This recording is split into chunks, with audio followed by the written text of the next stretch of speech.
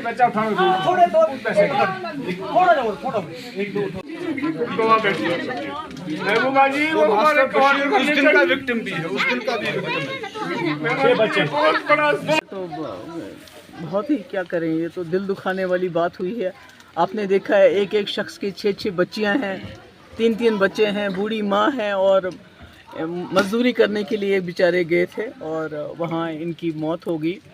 तो मेरी कोशिश रहेगी, एक तो जो हिमाचल प्रदेश के जो वहाँ के चीफ मिनिस्टर हैं कोशिश करेंगे वहाँ उनसे भी बात करें और लेफ्टिनेंट गवर्नर से भी मेरी गुजारिश है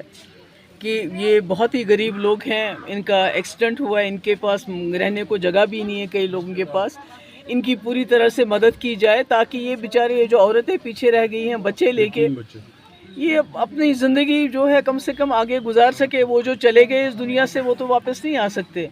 मगर जो पीछे उनका अहलो अयाल है वो कम से कम जीने के लायक हो जाए। तो मेरी कोशिश रहेगी और गुजारिश रहेगी लेफ्टिनेंट गवर्नर साहब से भी, और जो ज़ख्मी है वहाँ अभी शिमला में है तो मैं कोशिश करूँगी वहाँ की सरकार से बात करके कि उनकी भी देखभाल की जाए और उनको भी जो भी इलाज मुआवजा हो उसको पूरा किया जाए।